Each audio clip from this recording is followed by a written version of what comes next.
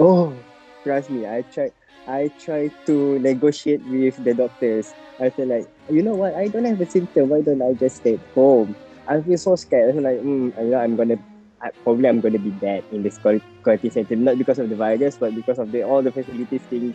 But then when I came in, everything seems pretty contradicts from what I have found online. The Malaysia Agro Exposition Park, or MAEPS, in Serdang was converted into a COVID-19 quarantine and low-risk treatment center last year.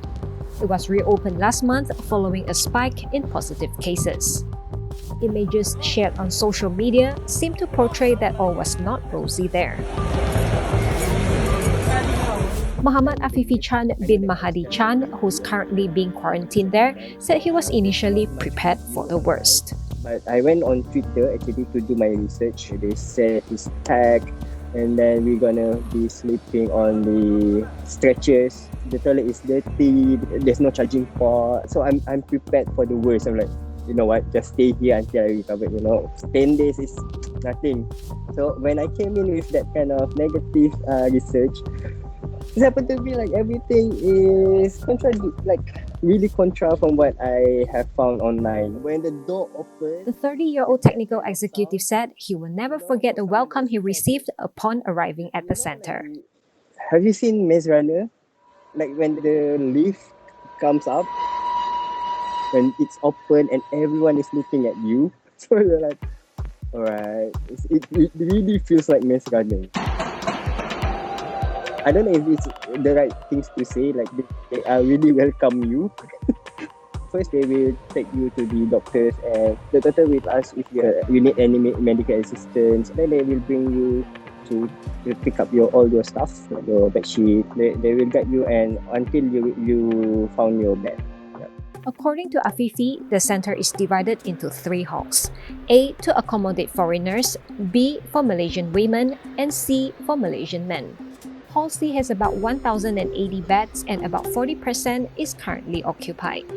Today, on my 4th day, you know that there's more people coming in, right? There's still empty beds here, and you don't really feel it's packed because it's a huge hall. I don't know about the other halls, but for Hall C, we still don't have to queue for the toilets, and also we still can walk around. I still can do my brisk walk in the hall. The facilities at the quarantine center include Wi-Fi, sufficient charging ports, and 24-hour air conditioning. Hall C has also 6 washrooms. The toilet here is very clean, and every morning there is the contractor will come in with full PPE and clean all the toilets, and then the food is delicious so far. Up until today, I never heard about any theft case here. I feel safe to leave my phone charged at the charging stations. The only downside is that there are no water heaters for the showers. Yeah, so that's why we don't take a bath in the morning. Afifie said even though the center has a clinic, the doctors and nurses will do their rounds to check on the patients and distribute medicine. He added that most patients will spend their day socializing with one another, watch movies, play board and card games, read, and also exercise. That's one of the things that people misunderstood out there. They said like we have like a routine here, like what time you should bath, what time you should eat, what time you. The only routine that we have here is what time they're gonna serve the food. The rest, you are free to do your stuff. What time you want to sleep, what time you want to wake up. What he likes most is the people and the feeling of togetherness. He said frontliners were friendly and the patients gave support to each other.